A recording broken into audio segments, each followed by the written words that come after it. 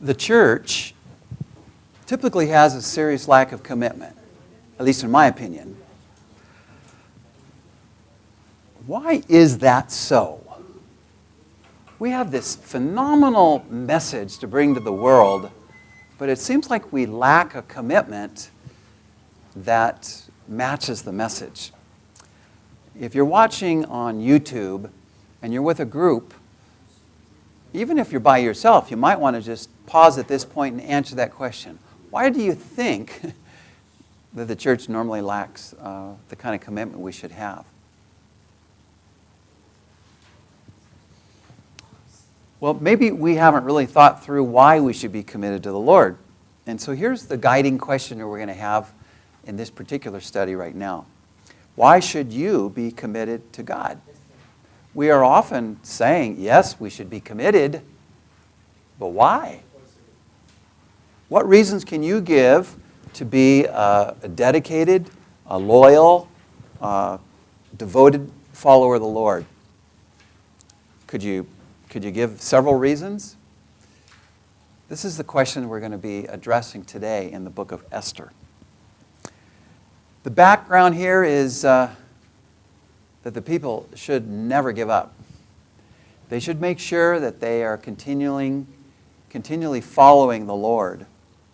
And it raises the issue of those who were outside of the land of Israel. We focused mostly on the commitment of those that were in the land of Israel. But the book of Esther gives us another aspect of the whole picture because, frankly, the great majority of Jews were not in Israel during the post-exilic era. Does God really care about those that were left behind? Those who actually didn't go back to the land? Because we know that most of the Jews never returned to the land of Israel, even in the post-exilic era. We saw in Ezra that only 50,000 people came back, whereas one millennium earlier, there were actually 10 times that, much more than that, 600,000 warriors. It seems like obviously most of the people were actually living outside the land, and they stayed outside the land. We saw under Haggai and Zechariah and the book of Ezra, the first 6 chapters at least, we saw that God was faithful to help the people listen to these 2 prophets of Haggai and Zechariah and rebuild the temple. They did it. God was pleased. And that was how the Lord was working with those who went to Israel. But what about those who stayed behind? That's where the book of Esther fits in because it takes place in a 10-year period from 483 to 473 BC. We will see after that, the account will continue with Ezra, Nehemiah, and Malachi, but we will address in those books. The kings have gone from Cyrus to Darius, and as we get into the book of Esther, we'll see that Xerxes is the king. Xerxes is the focus. And after him, Artaxerxes.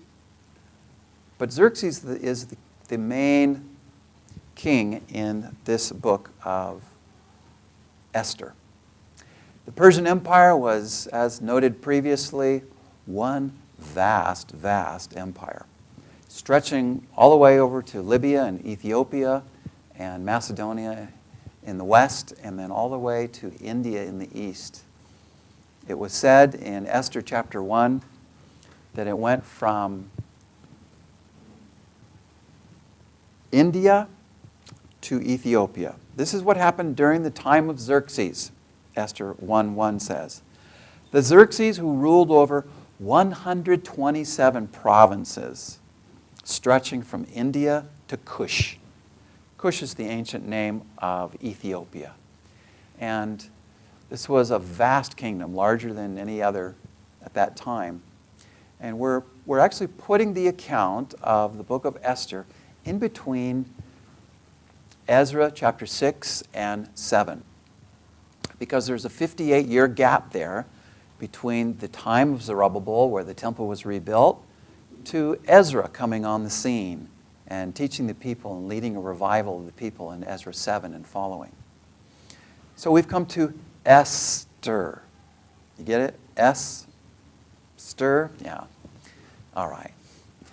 And in the book of Esther, we find an extermination plot that is foiled.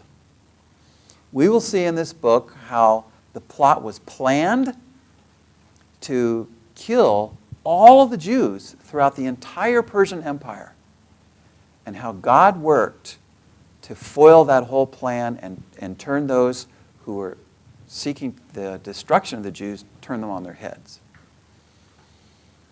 So we go from threat to triumph, actually, in this book. The book focuses on a woman, as we saw in the book of Ruth. And what a great thing for God to include a couple of books like that in the Scripture that highlights women of God who gave of themselves, self-sacrificing themselves for the good of God's people, and God used them in a tremendous way. Interesting thing is, in this book, it goes on for 10 chapters, and in those 10 chapters, the name of God is mentioned how many times? Not even one time. Not even one time. In fact, the book of Esther not only doesn't mention God, it doesn't really mention anything spiritual. There's no mention of prayer. There's no mention of sacrifices. There's no mention of the temple. There's no mention of worship. In fact, so much so that some people have said in the past, this book is not really worthy of being in the Bible. I mean, after all, it doesn't mention God. But they said the same thing about Song of Songs. It also doesn't mention God. And yet, who could read Song of Songs or the book of Esther and see God working so wonderfully in a human relationship in Song of Songs or in a grand scale in the book of Esther and say that God was not involved in it? So I'm keeping this word providence as our key word for the book of Esther. You may not see God's name in it, but God's hand appears over and over and over in this book. It's all over the place. God may appear silent, but He's very much involved, even as is the case in your life and mine. Let me ask you, have you ever heard God speak to you audibly? I think most of us would say, well, He hasn't really done that for me. But does that mean God's not working in your life? Of course He's working in your life. But He doesn't have to get His name out there. He doesn't have to say the words out loud for us to actually know that He's working in our lives. But we have a responsibility. And that's where the key verse of the book of Esther comes into play. Because it's actually what Mordecai, Esther's uncle, says to her at the great time of crisis in her life, where she has to make a decision to risk her life on behalf of God's people. This is what he says. If you remain silent at this time, relief and deliverance for the Jews will arise from another place. But you and your father's family will perish. And who knows but that you've come to royal position for such a time as this. Mordecai is saying to Esther, God put you in the place where you are at as queen because it was all part of His strategic plan. Are you going to act on that? That's really the message of the book of Esther. She was put there for such a time as this, a time when she should have a particular role in the plan of God. In fact, the word Esther is the Persian name from the Persian word for star. Well, indeed, she is the star of the book. The meaning is fitting because she's the star of this book that bears her name, and it's appropriate to call her Esther more than her Hebrew name Hadassah, which means myrtle or myrtle tree, even though that's a wonderful name as well. The book really doesn't call her by that name. And here's how I would sum up the whole message of the book of Esther. An extermination plot of the Jewish nation, plotted by Haman, reverts upon his own head through God's providence, through Mordecai and Esther, to encourage post-exilic Israel of God's continued commitment to the Abrahamic covenant. God has not forgotten his promises. He knows what he said in the past, and he knows how to get it fulfilled. And certainly, you cannot have the entire Jewish race wiped out and God still fulfill his promise to Abraham, because that included the blessing to the whole Jewish nation and through them to the whole world. So we have an extermination plot foiled in this book. We see, first of all, in the first 4 chapters, how the plot was planned. There was a threat to their lives. And then the story unfolds to show us, in the remaining 6 chapters, how the plot was foiled and the triumph of the Jews was actually the result. So back to our question. Why should you be committed to God? What reasons can you give to be dedicated and loyal and devoted to the Lord? That's our guiding question for this book.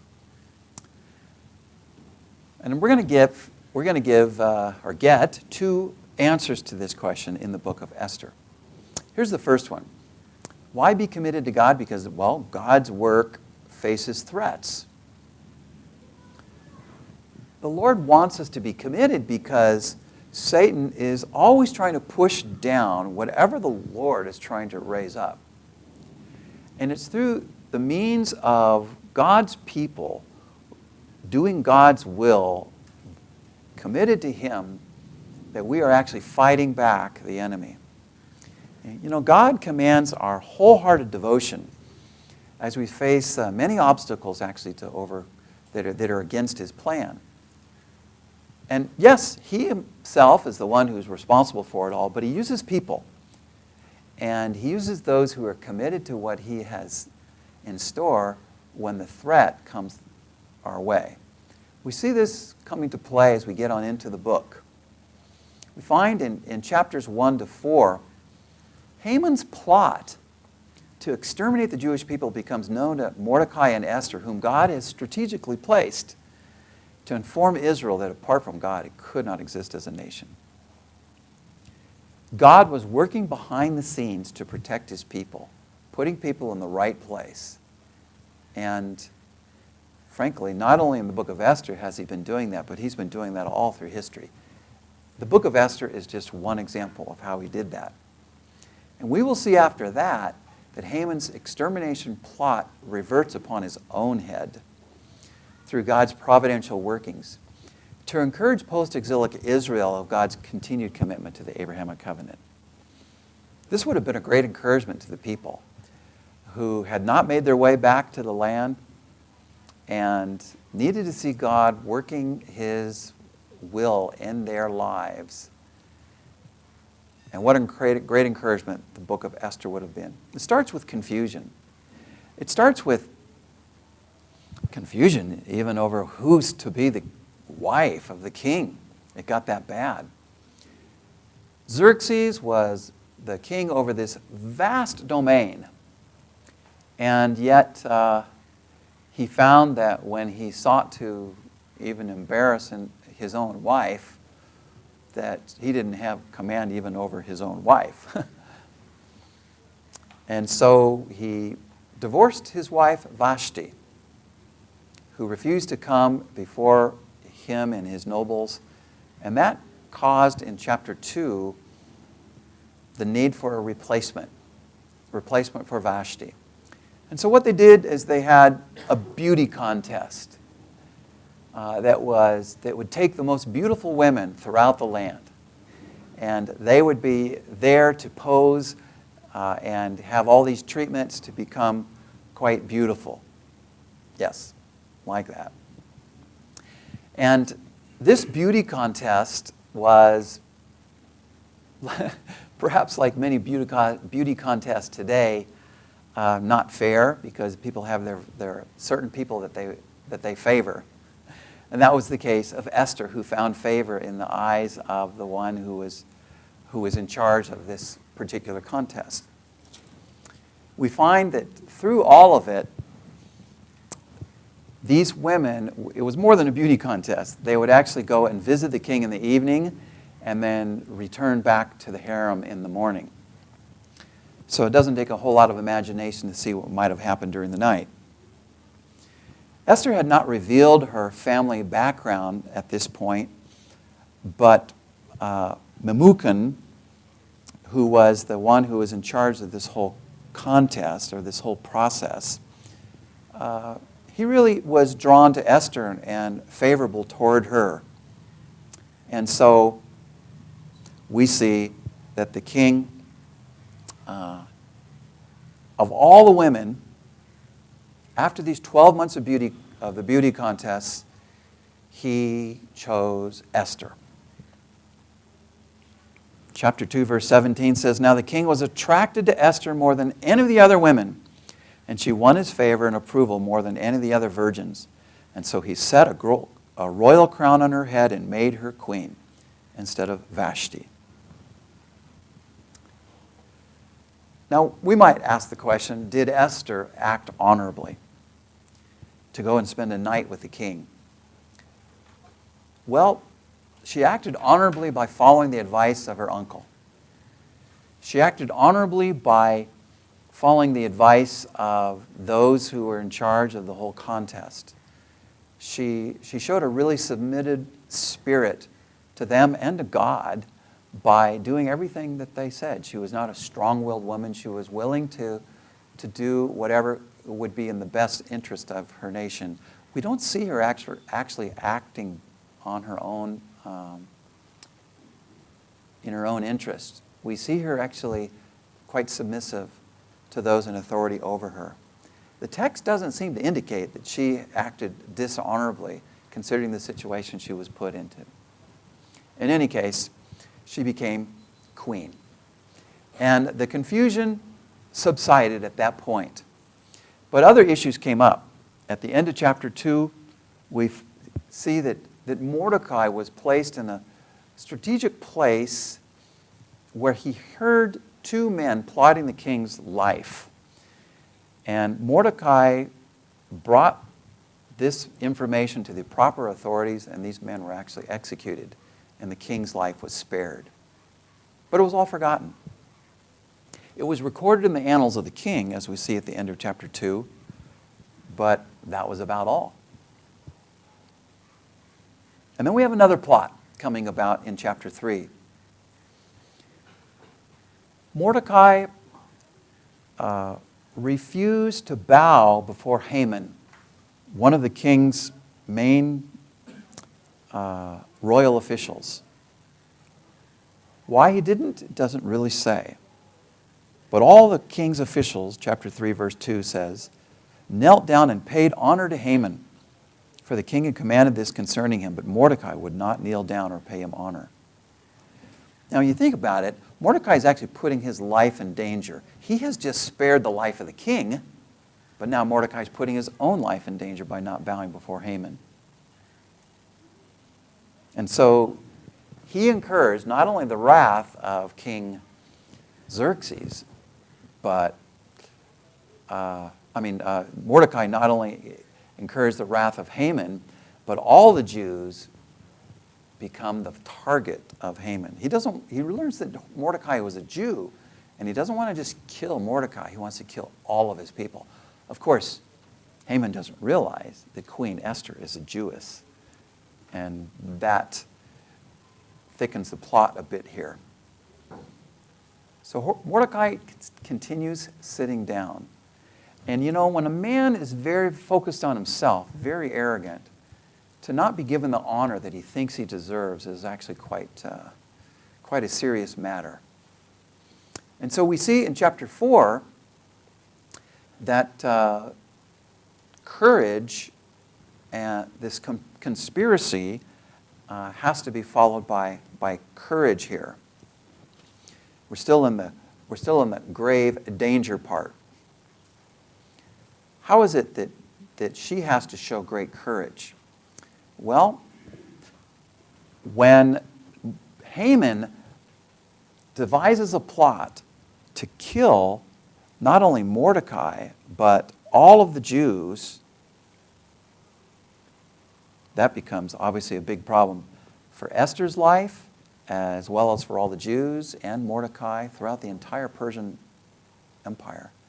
And so we see in this chapter here that Esther's put in a really, really important role, and she has to make that key decision. Thus we have that chapter 4, verse 14 to be the key verse of the book. But it raises the question again for us, why should you be committed to God? We see in this book that God's work faces threats. This is one example, and of course you can give examples in your own life of how God's work faces threats. But why should we be committed to God? Not only because God's work faces threats, but because God's work will ultimately triumph. God's work will ultimately succeed. The Lord will eventually be the victor, despite the fact that Satan is pushing us down.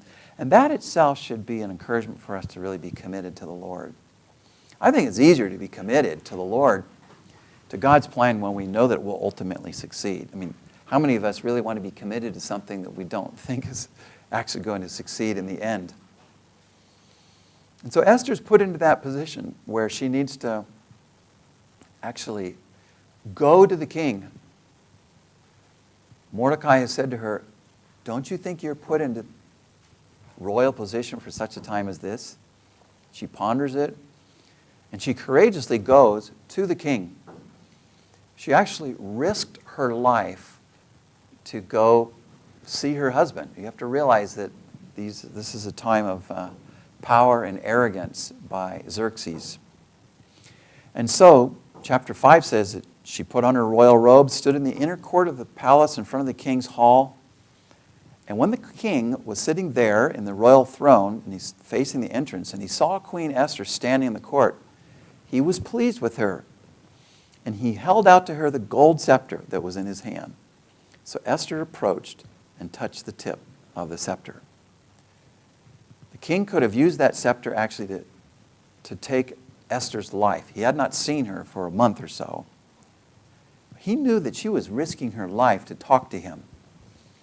And so when she came and she risked her life to come that close to him after not seeing him for a month, he knew that she had a very, very important matter on her heart.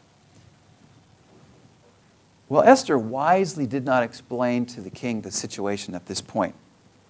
She said, "If it pleases the king, let the king, together with Haman, come today to a banquet I've prepared for him."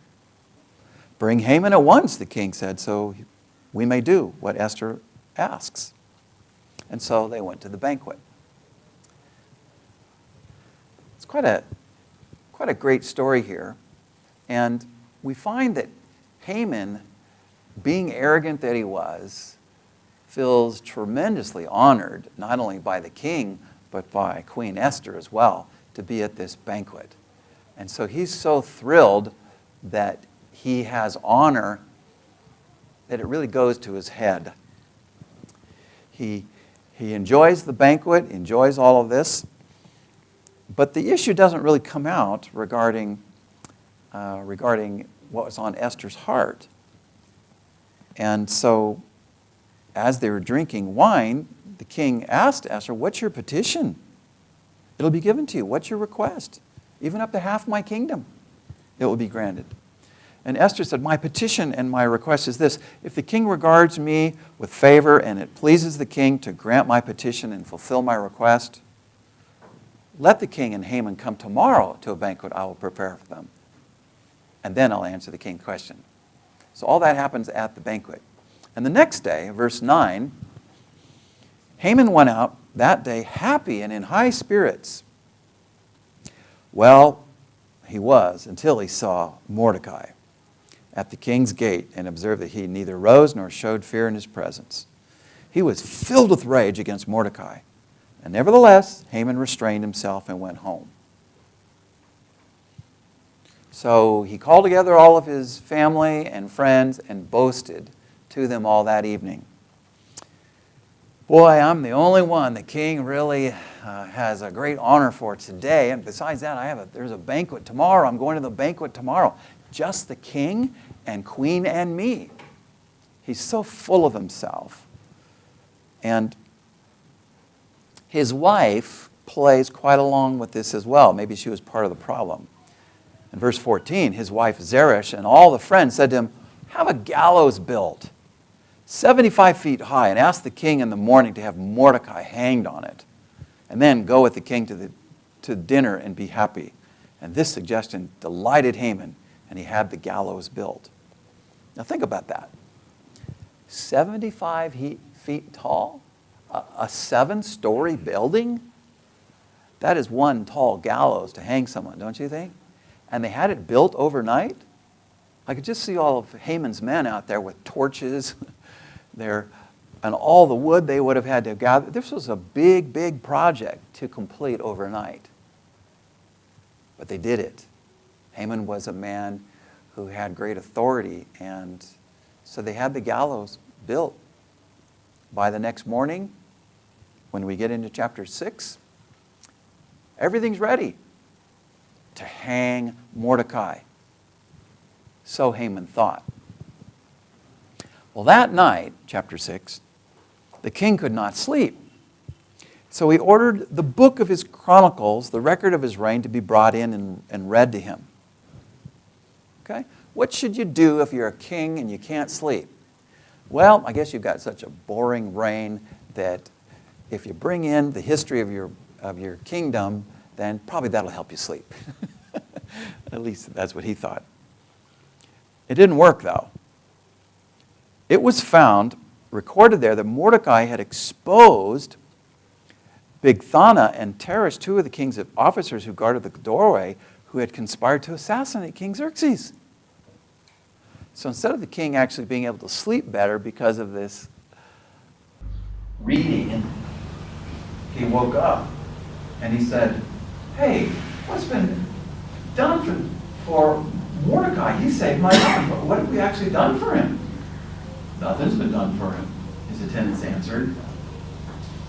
And that was evidently earlier on, or later on in the morning. And at that point, Haman ended up coming into the court to speak to the king, to request to hang Mordecai. Of course, Haman didn't realize that God's providential workings are all around this whole thing. And Haman has just been exalted in the eyes of the king. So Mordecai's come to do exactly the opposite of what the king already has in his heart about Mordecai. So they bring Haman in. When Haman entered, the king asked him, what should be done for the man the king delights to honor? Well, you know, if you're full of arrogance, you tend to think that's yourself. Haman thought to himself, well, who is there that the king would rather honor than me?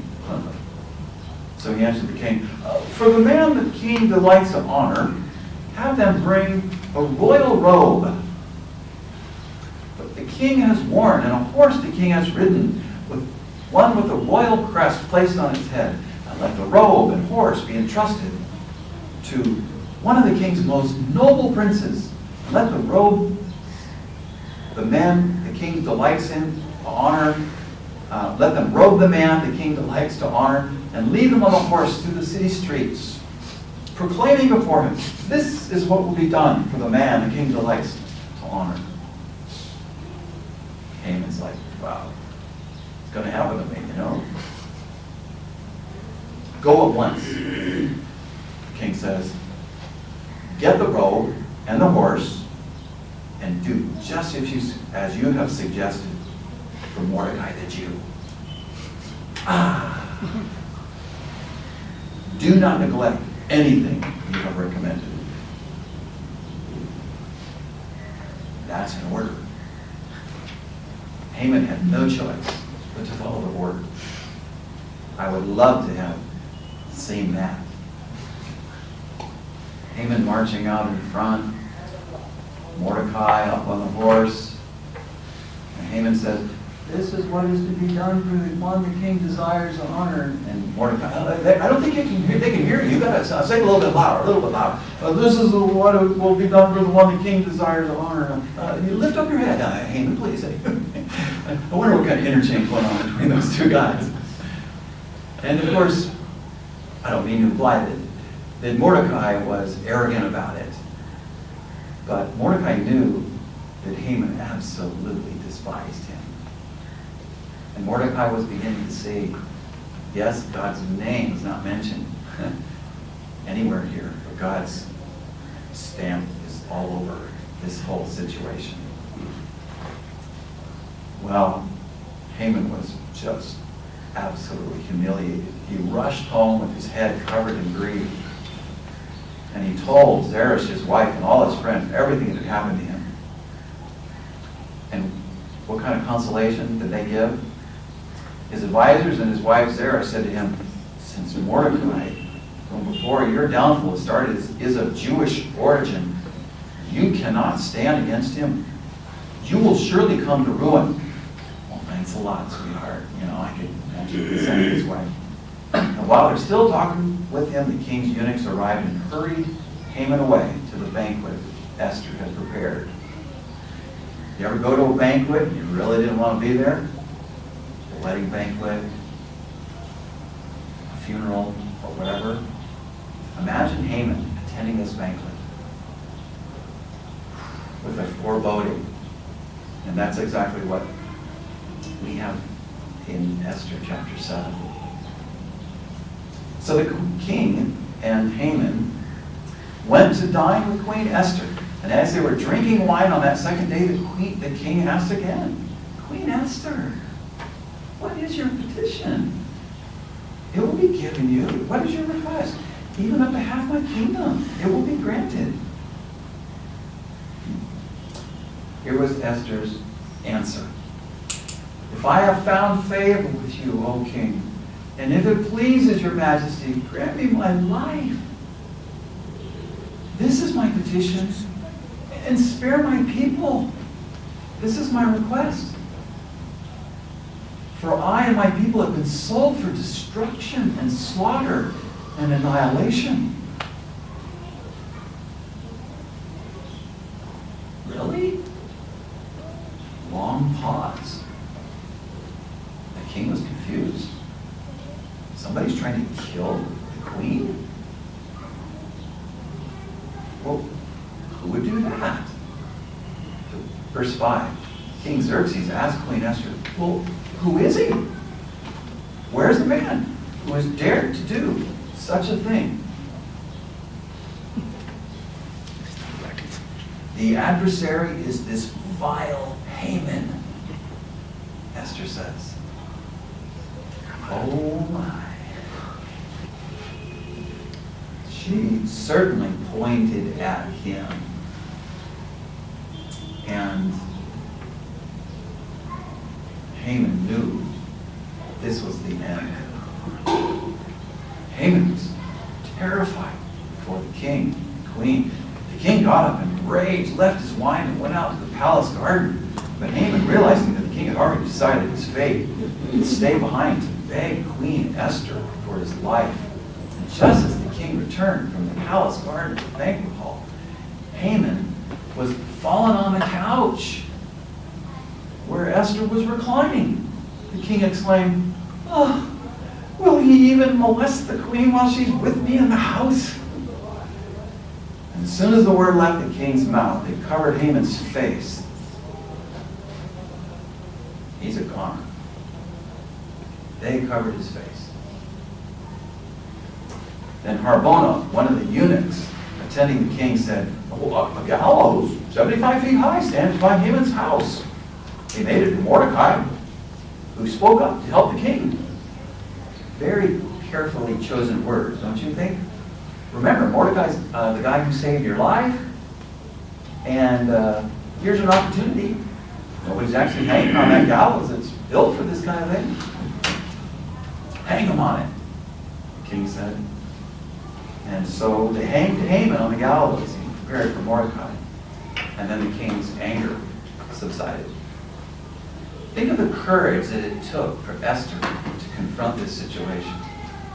What a tremendous woman of God who would actually go and risk her life and plan this so well. Of course, God had his hand in the whole thing because God's the one that gave the king insomnia.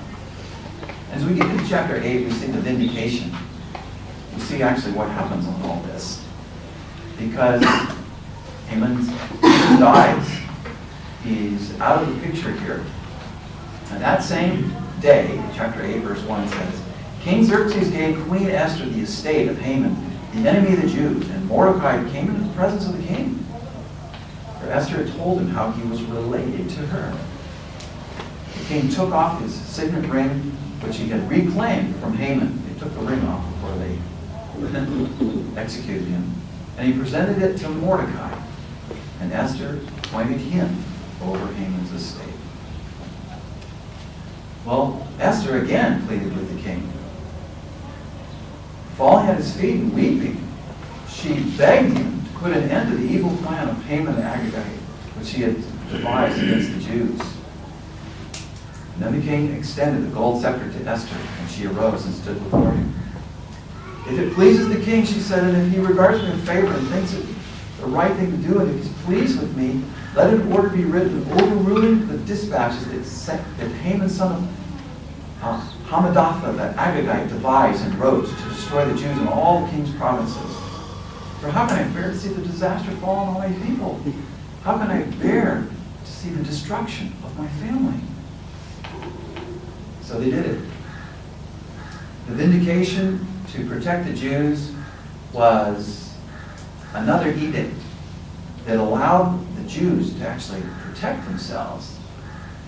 And this text was copied. It was translated in the various languages of the 127 provinces and sent out on the king's fast horses, especially bred for such kinds of dispatches. And the edict was also issued in the citadel of Susa, verse 14 says. And in every province there was feasting and joy and celebration by all the Jews. So then, what happened? We don't find that until we get to chapter 9. In chapter 9, we see the victory. We see the fact that these people, acting courageously, being committed to do what God wanted them to do, ended up becoming victorious. And several months later, on the 13th day of the 12th month, in the month of Adar, chapter 9, verse 1 says, the edict commanded by the king was to be carried out. And on this day, the enemies of the Jews had hoped to overpower them, but now the tables were turned, and the Jews got the upper hand over those who hated them. The Jews in the cities, in their cities, and all the provinces of King Xerxes to attack those, assembled to attack those seeking their destruction. And no one could stand against them. And all the nobles of the provinces and satraps and governors and kings and ministers helped the Jews, because the fear of Mordecai had seized them. Mordecai became very prominent in the palace, and his reputation spread throughout the provinces, and he became more and more powerful. So the Jews struck down all their enemies, and the slaughter was quite great. In fact, they also killed the 10 sons of Haman, lest these sons rise up as well and try to undo what God had actually done here. But they did not lay their hands on the plunder. And when the word came to the king how many people were actually slain, he said that the Jews have killed and destroyed 500 men. And the 10 sons of Haman in the citadel of Susa, what have they done in the rest of the king's provinces? The king underestimated the kind of antagonism there was toward the Jews in the province. Now, what's your petition? It'll be granted to you. What's your request? It will also be granted. And Esther said, if it pleases the king, let the Jews in Susa have permission to carry out this day's edict tomorrow also. Let Haman's 10 sons be hanged on the gallows. And so that request was granted as well. So we see that they actually killed many thousands of people who were their enemies, who were intending to kill them. And in celebration of that, we have what is called the festival of Purim. Pur, P-U-R, is the word for lot. When you put an I-M ending on the end of it, it's pluralized. So Purim really means lots. And these lots had been cast to determine the day to kill the Jews. The lots actually were reversed so that the Jews ended up triumphant instead. Harper Bible's dictionary says in this article on Purim, it's a minor holiday of the Jewish calendar based on the account in the book of Esther. The holiday is preceded by the fast of Esther, commemorating the period of assembly and fasting for the deliverance. On Purim, according to Talmudic practice, the Megillah, the scroll of Esther, is read in the synagogue. Charity is distributed, gifts of food are exchanged, and the festive meal is eaten. It's basically as Proverbs 16:33 says. Lot is cast into the lap, but every decision is from the Lord. God was all over this whole story. And the story lives on now, each year, because Jewish children are involved in plays. Every festival of Purim, it's a goal for every boy to play Mordecai and a girl to play Esther and enact this story of how God saved their ancestors. Or if God had not, then they never would have been born in order to tell the story. So I call Purim lots of victory. Lots of victory. And it's a great day of fasting for Jews that is followed by feasting for Jews, recognizing that the fast turned to a feast. We actually have 10 banquets in the book of Esther, and it ends with this one, which is the banquet of all banquets. And the story ends in chapter 10, saying that Xerxes imposed tribute throughout the empire, and all of his acts of power and might, together with a full account of the greatness of Mordecai, to which the king had raised him. Well, are they not written in the book of the annals of the kings of Media and Persia? Mordecai the Jew was second in rank to King Xerxes, preeminent among the Jews, and held in high esteem by his many fellow Jews, because he worked for the good of his people and spoke up for the welfare of all the Jews. Which is a reminder to us of hopefully what we already know, that all those who seek to fight against God's people, they're not just fighting against God's people, they're fighting against God himself. God had said in Genesis 12, verse 3, to Abraham, I will bless those who bless you, and I will curse those who curse you. And all peoples of the earth will be blessed through you. We see an example of that here, where those who are fighting against God and God's promise are surely going to be defeated. And indeed, it happens time and again. It has happened throughout history. So back to our question, why should you be committed to God? We have seen that God's work faces threats. And many of us have faced those threats as believers. But we also see that not only does God's word face threats, but God's word will triumph. The question is whether we are really working in concert with God. Are we together with him in this? Especially as it relates to the welfare of the Jews. Put the two ideas together, and we really have a central thought for the book of Esther. A main idea. I would say it this way. Despite Satan's threats, God will triumph. Despite all the attacks of the enemy in our lives, and they are fierce, and they are life-threatening, and sometimes they do take the lives of those who love the Lord.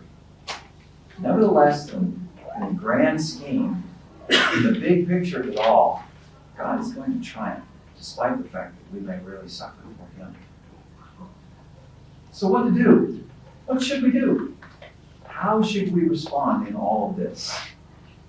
Well, we should use the position that God has given us for His people. Use your providentially placed position to help God's people. How has God placed you in a significant role where you can help others, God's people? Here I'm talking about God's people.